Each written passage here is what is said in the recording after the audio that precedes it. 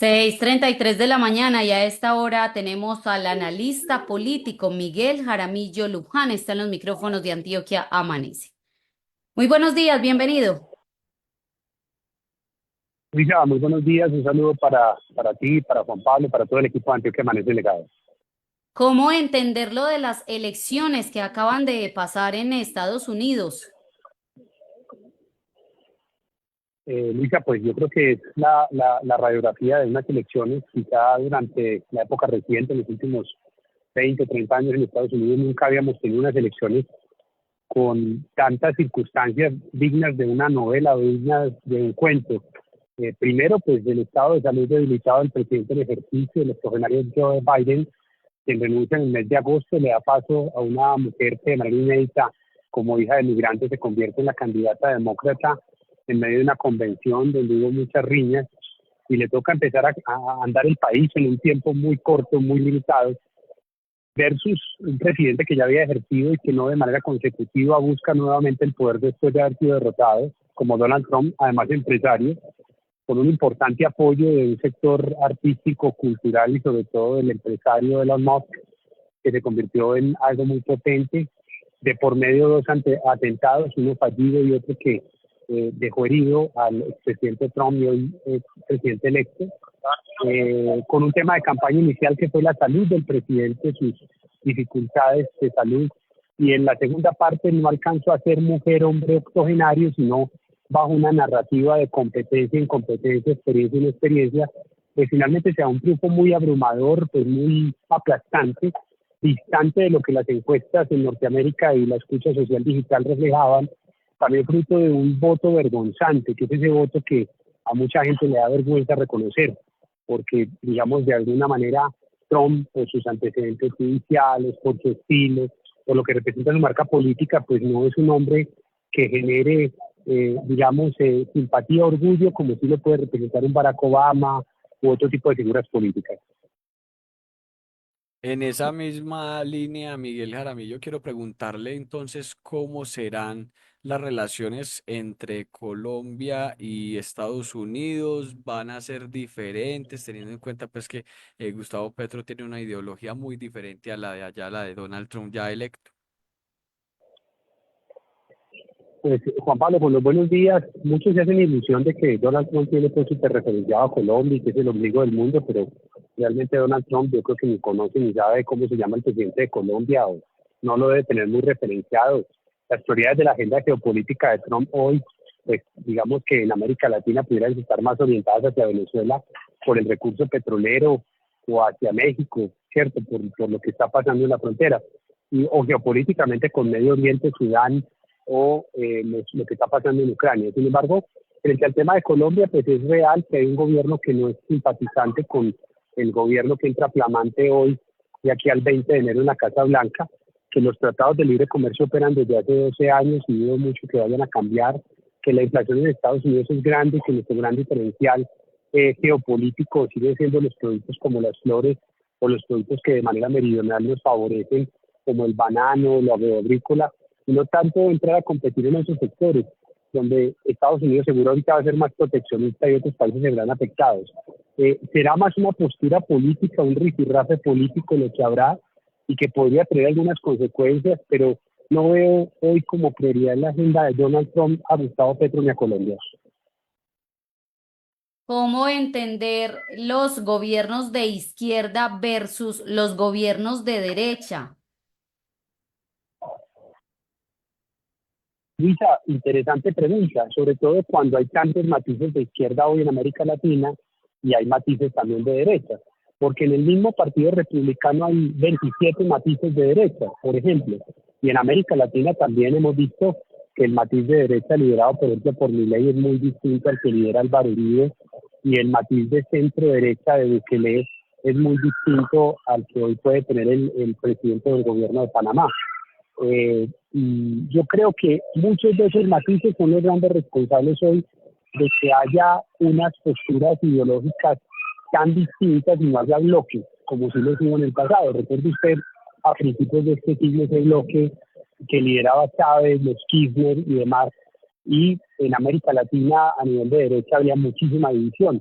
Creo que hoy pasa a la inversa y hay una serie de figuras cada vez más personalistas, más distantes del tema de los partidos, que es algo que también está impactando la política en América Latina y lo vamos a notar mucho más en las próximas elecciones al Congreso y ya lo notamos desde las presidenciales del 2002. Y usted con el tarjetón no había un solo partido tradicional.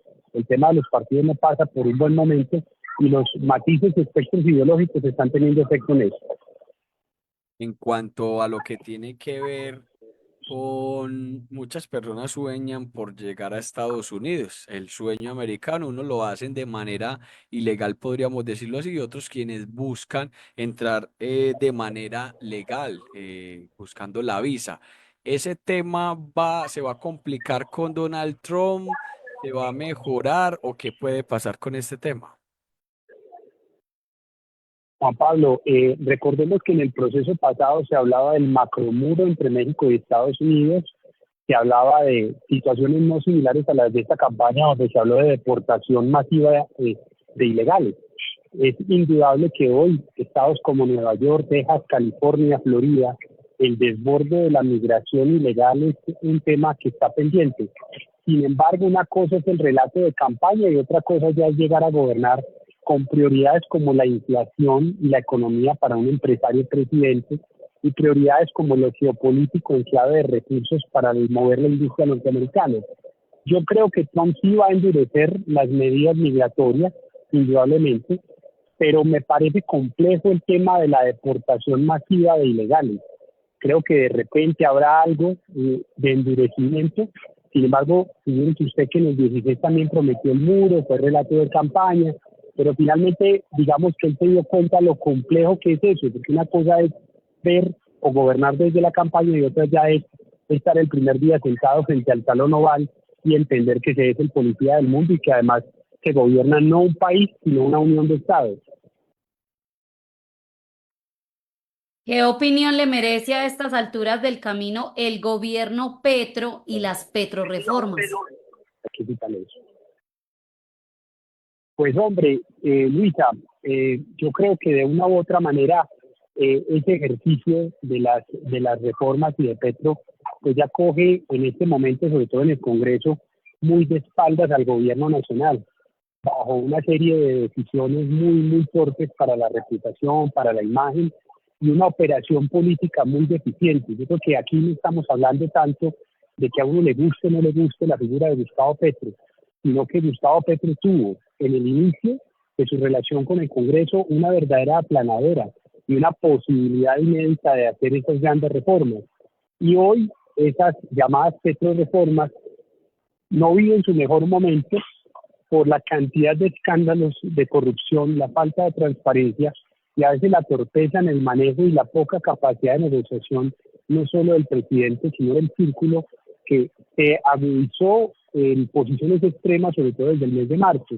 Entonces, me parece complejo. Ayer, pues obviamente se aprobó en primer debate el tema de la reforma política. Sin embargo, pues eso tiene un curso, tiene un rumbo, y finalmente muchas de estas reformas llegan convertidas, cuando se aprueban, se vuelven pedazos, como pasó incluso con la reforma laboral. Entonces yo no sé qué tanto éxito puedan tener estas reformas en este periodo legislativo, sobre todo por la torpeza del gobierno Petro en la operación política. Desperdiciaron una gran oportunidad, sobre todo por eso, por la capacidad técnica y la torpeza en la operación política del Congreso.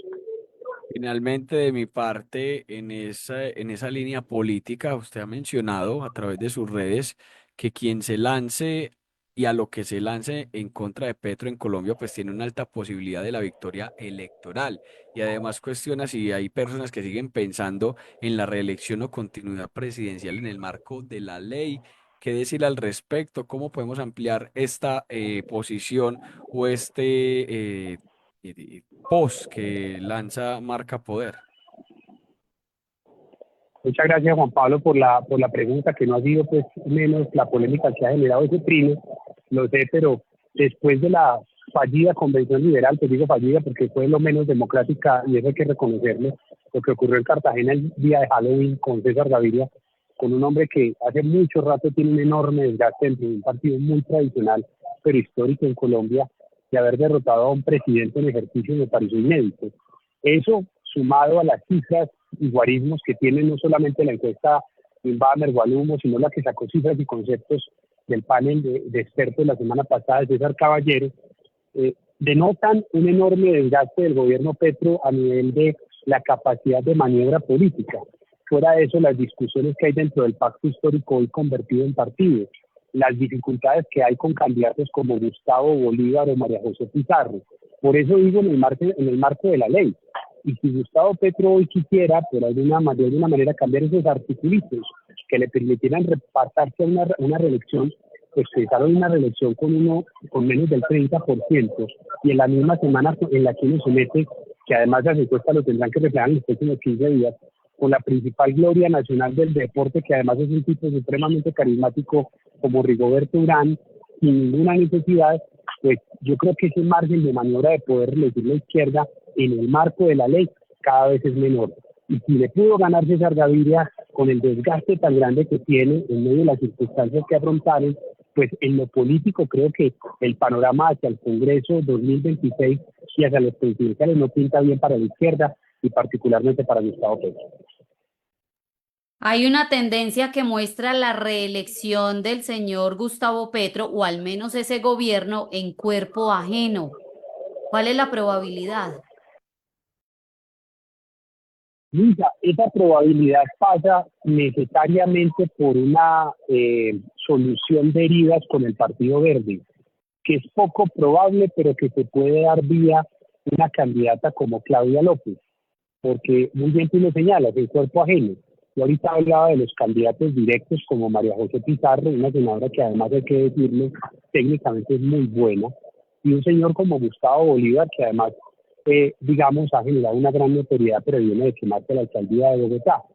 En ese cuerpo ajeno eso pasa por la solución de las profundas heridas que hay dentro de ese verde que se reventó en 1000 pedazos entre verde petrista y verde antipetrista. Ahora, ¿qué generó la ruptura, por ejemplo, entre Fajardo y Claudia López? Pues Claudia López rompió con Petro.